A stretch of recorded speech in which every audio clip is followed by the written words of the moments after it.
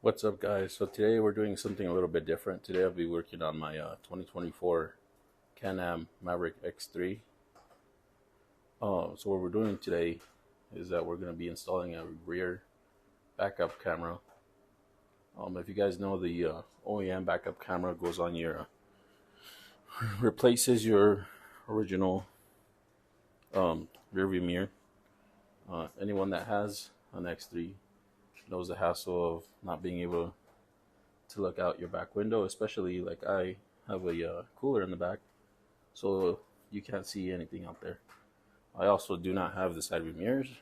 Um, I'll get some eventually, but as far as backing up and all that, it's pretty hard. You kind of just have to stick your head out or just kind of trust yourself that you're not going to hit anything.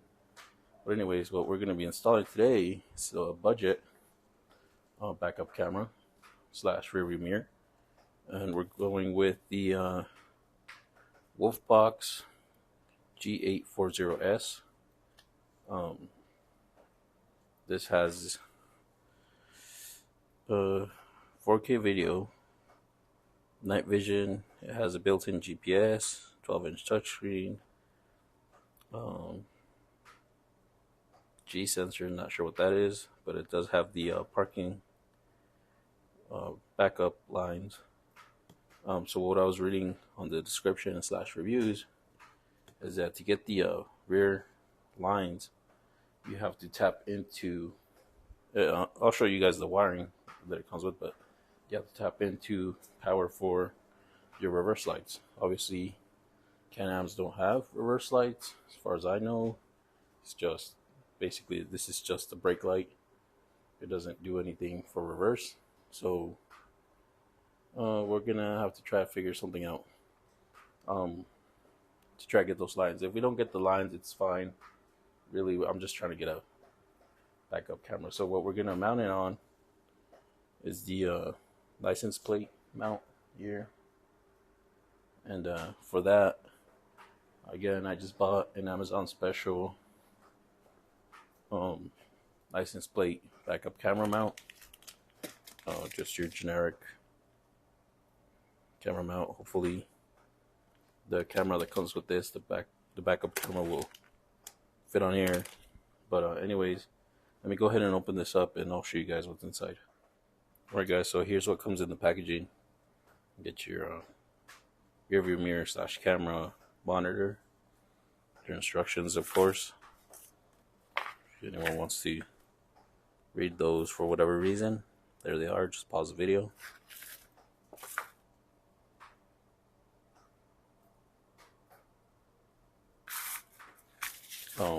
But obviously we might take a look at those, but I doubt it. I just slipped it out of the packaging. This is how it comes. Everything kind of is just underneath.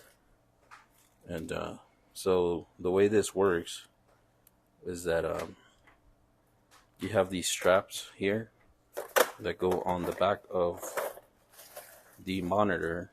And so these plastic straps, you choose what size, I guess, small or big, and you just strap them on to these clips here. And what those do is that these will go over those clips,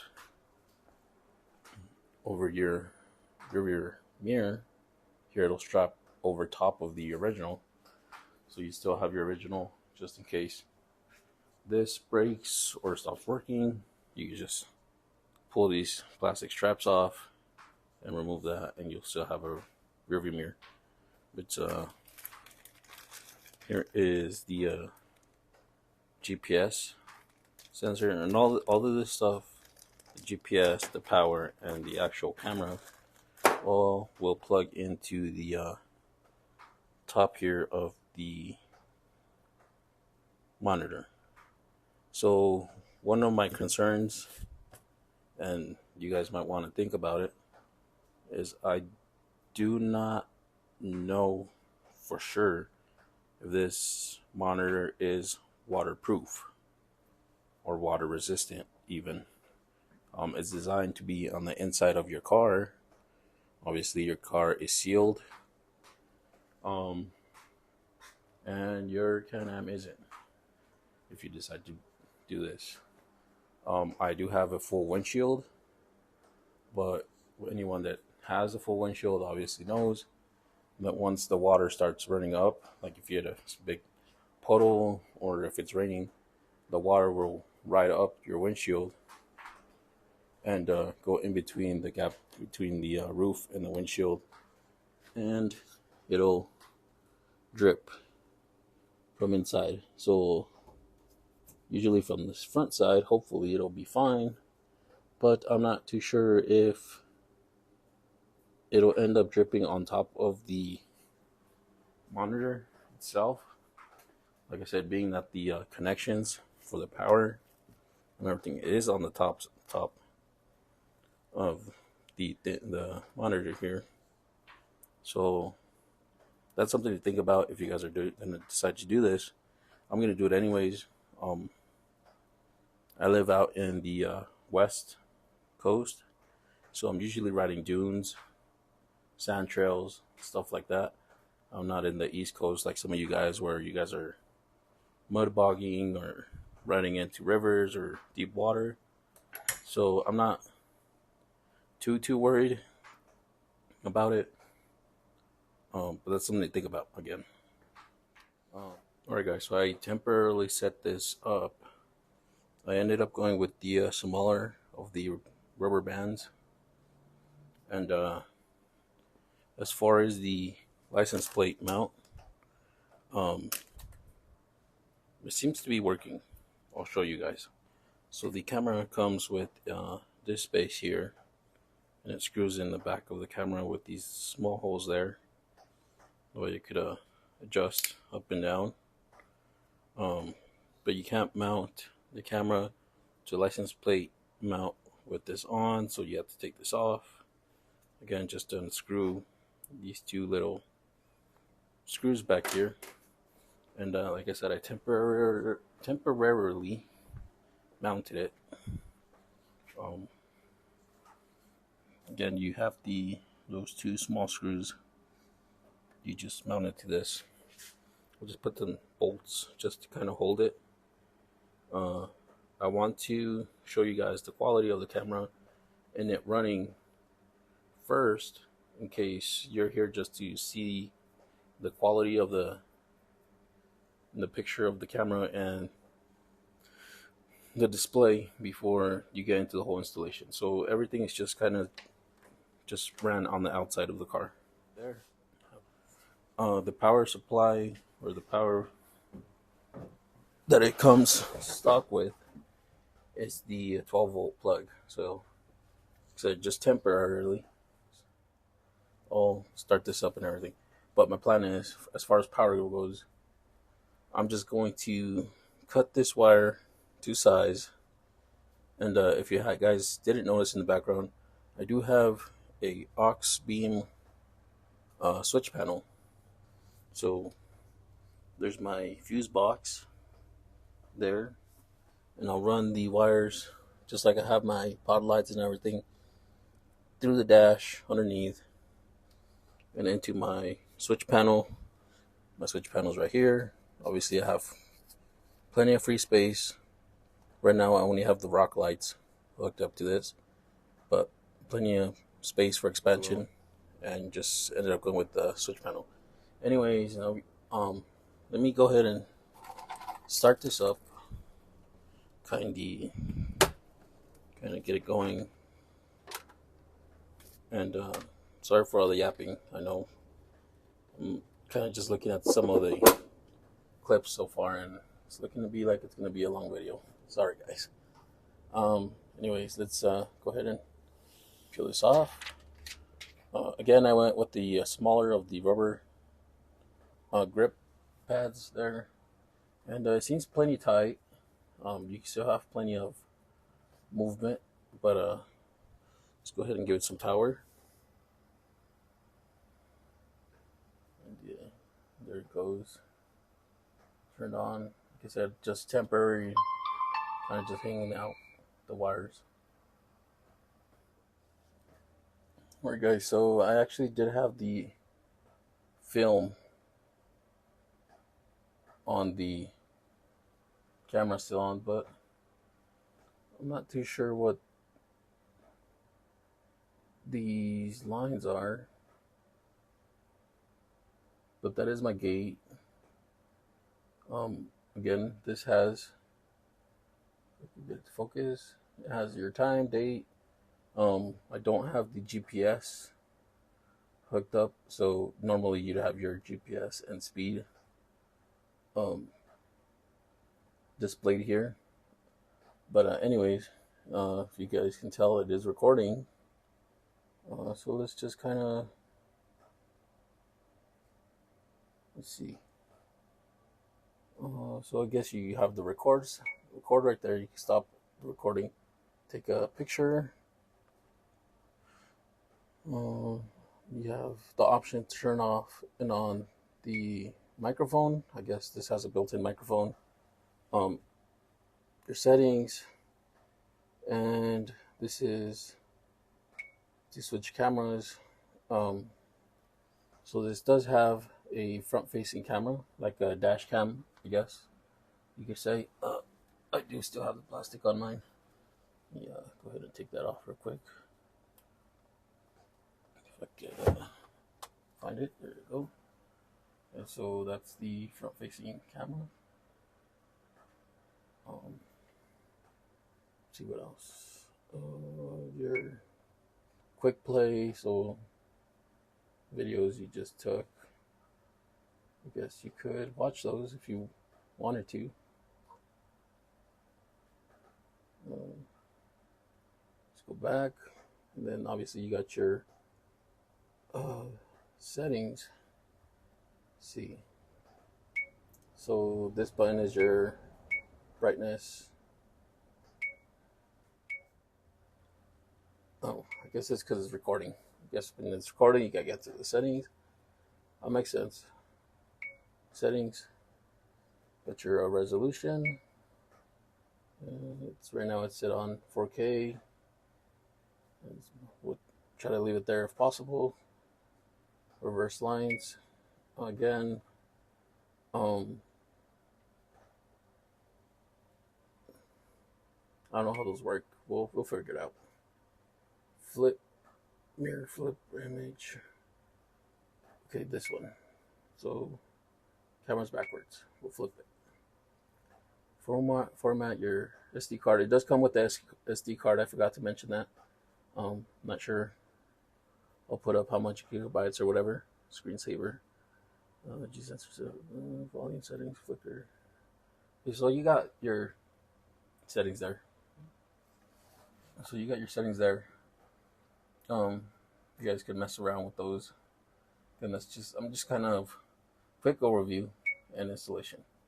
Again, I don't want to record it. I guess it automatically records once it goes on here, but I don't want that. Before, and now you see. Can you move this up? Oh, you can move this up. Okay, that's pretty cool. Oh, and you slide it to change views. Okay. Obviously, we just want it for rear view. That's a rear view mirror / backup camera. I guess if you wanted to know what's closer to you, you can move it down, or if you want, like, see people behind you, if you're riding in a group, slide it up so it's more even with the terrain. And yeah, it's pretty cool. So that's basically it. If that's all you guys are looking for, as far as kind of demoing with the water. I was filling up here, and so my let's see if I can show you guys. The windshield does end actually right there, so the water might actually roll down this roll reinforcement of the roll cage and actually fall directly onto the power. Like I said, I guess we'll see how that holds up. But I'll do all the wiring and clean up. All right, guys. So if you're going to wire it directly with this factory cord that it came with.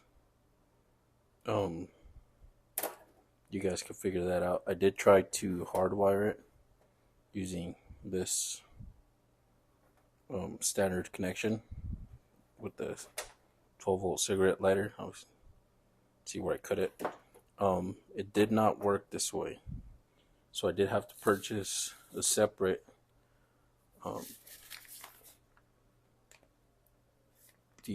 hardwire connectors. I'll put a link to this in the description, but there's part number, I guess,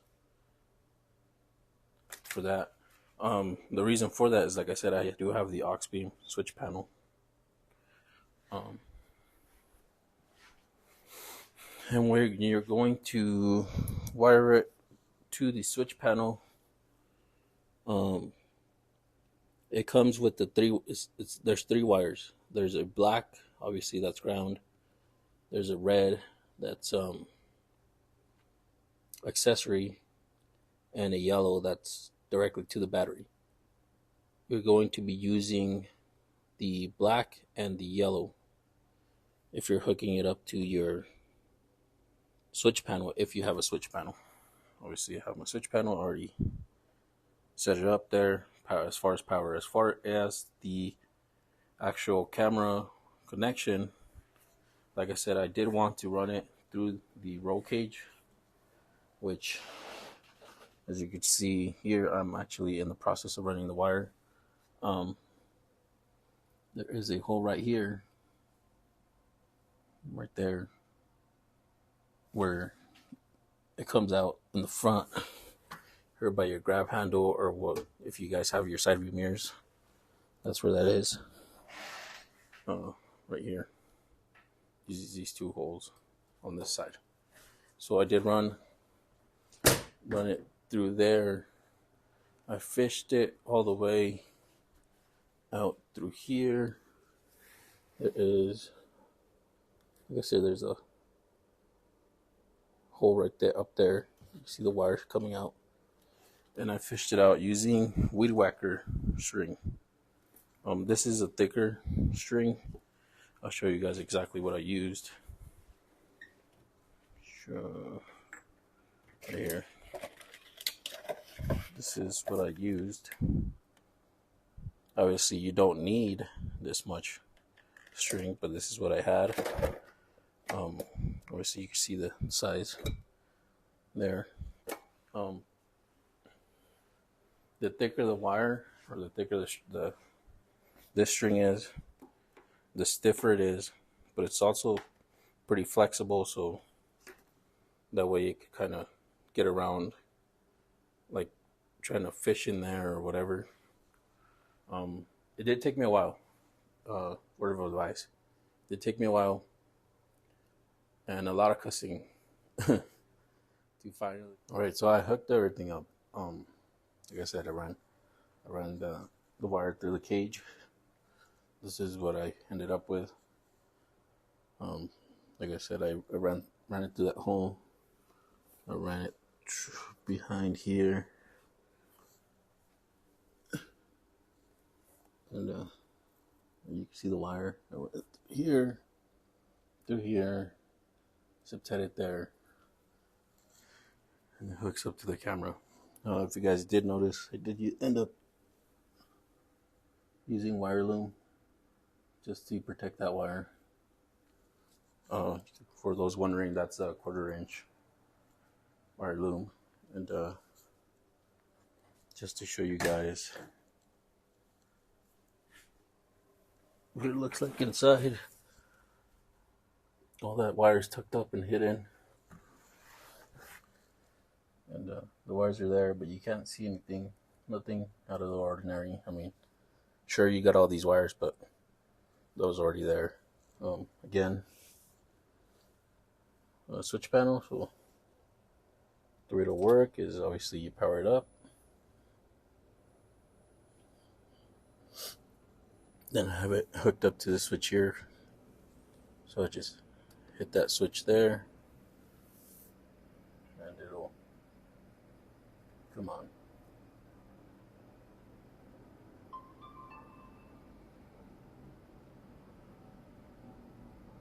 And there it is. I did end up hooking up that GPS, so you have that GPS display there. Once you're driving, it'll figure out which direction it's going or whatever. Um, the miles per hour is off. There is a way to adjust that. Let's see.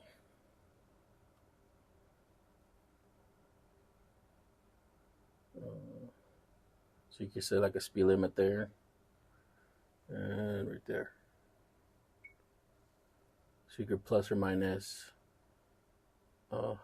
depending on how off the thing is. But the thing that I noticed hooking it up like this with the switch and all that, because there's a constant power going to it, obviously the clock will be wrong. The date's off as well. It keeps resetting itself. So I mean, you could either fix that every time you turn it on, which is pretty annoying, or just leave it. No, you have a clock there, so you don't really need that. But you can if you want to. Same thing with the miles per hour. You'll set it up to where it matches your dash, but then when you turn it off, it'll just reset itself, and it'll be off again. If that bothers you, that's something to consider. But that's it, guys. I'll throw up some video or some clips that this camera recorded off of the memory card for the backup. I did go for a ride this weekend, but obviously I wasn't recording because you have the noise of the machine going, you have the music going, you have passengers. Obviously I'm not trying to make a video with everyone in here, so I'll just throw a couple of clips of what it looks like recording. But yeah, guys, like, comment, subscribe, and if you like videos like this or want to see any more videos of the side-by-side or anything else, leave a comment, and I'll see what I can do. Later.